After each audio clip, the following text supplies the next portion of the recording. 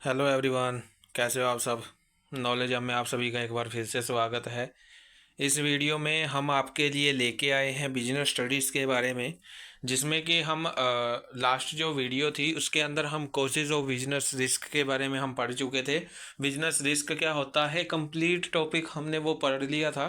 तो आज की जो वीडियो है इसके अंदर हम जो हमारा नेक्स्ट टॉपिक है वो आपका है सोल प्रोप्राइटरशिप। ठीक है, सोल प्रोप्राइटरशिप के बारे में हम इस वीडियो के अंदर डिस्कस कर लेते हैं कि आपका जो सोल प्रोप्राइटरशिप है वो होता क्या है, क्या उसका मीनिंग होता है, क्या उसके फीचर्स होते हैं। वन बाय वन हम इजीली वे से हम उसको डिस्कस करते हैं। ठीक है, लास्ट जो वीडियोस हैं वो भी काफ़ी इंटरेस्टिंग है, वो आप देख लेना। लास्ट के टॉपिक आपके कवर हो जाएंगे। ठीक है, ये जो वीडियो है इसके अंदर सोल प्रोप्राइटरशिप के बारे में हम पढ़ लेते हैं। एकाकी स्वामित्व हम इसको बोल देते हैं हिंदी में। ठीक है, तो इसको हम शुरू करते हैं।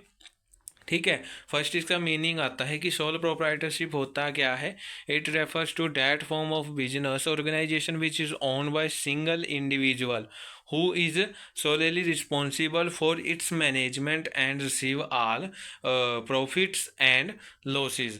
कि जो सोल प्रोप्राइटरशिप है ये आपका वो बिजनेस की फॉर्म है, वो बिजनेस ऑर्गेनाइजेशन की फॉर्म है जिसमें एक सिंगल इंडिविजुअल यानी कि एक अकेला पर्सन क्या होता है, ओन्ड ओन्ड यानी कि स्वामी होता है।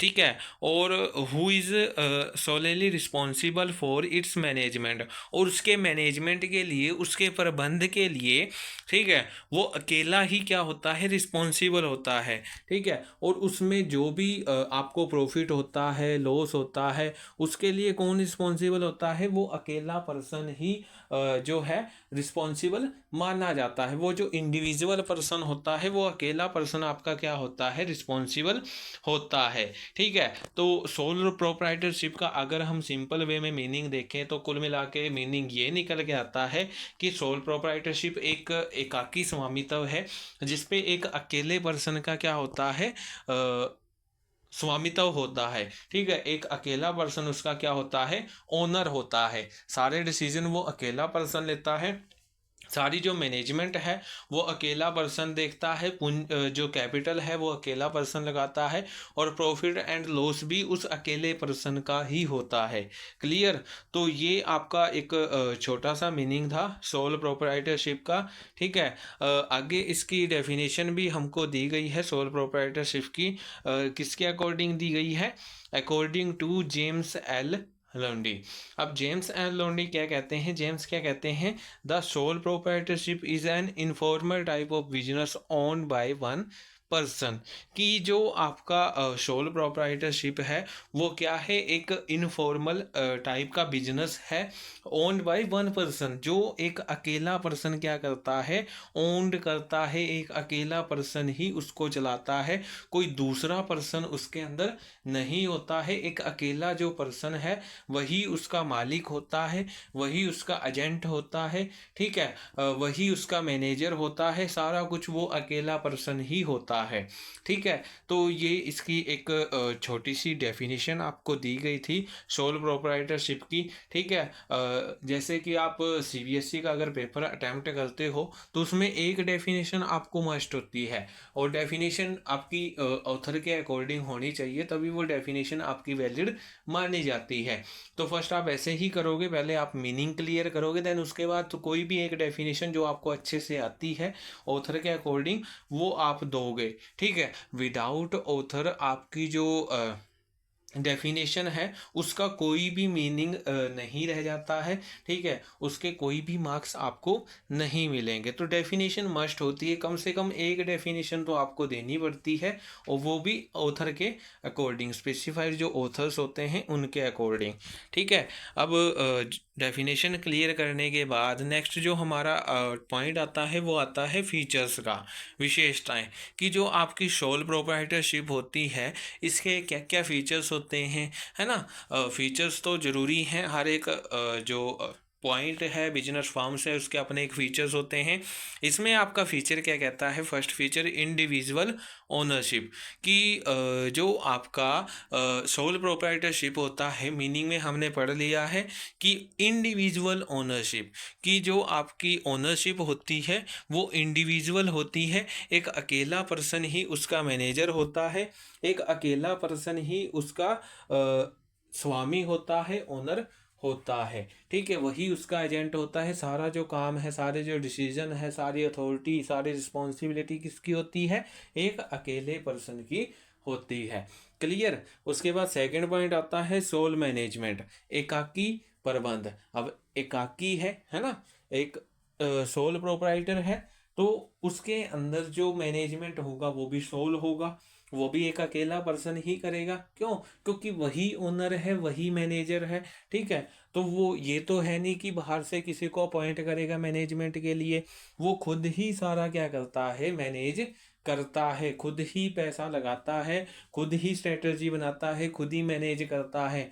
मतलब मैनेजमेंट के फंक्शंस 5 फंक्शंस होते हैं: प्लानिंग, ऑर्गेनाइजिंग, डायरेक्टिंग, स्टाफिंग और आपका कंट्रोलिंग। तो वो क्या करता है? खुद ही प्लानिंग करता है, खुद ही ऑर्गेनाइजिंग करता है, खुद की ही स्टाफिंग करता है, डायरेक्टिंग करता है, खुद को मोटिवेट करता है, और खुद ही क्या करता है? कंट्रोल करता है। इसलिए बोला गया है कि जो आपका सोल प्रोप्राइटरशिप है, इसके अंदर जो मैनेजमेंट होता है वो भी सोल होता है, एक अकेला पर्सन ही सारा मैनेजमेंट देखता है।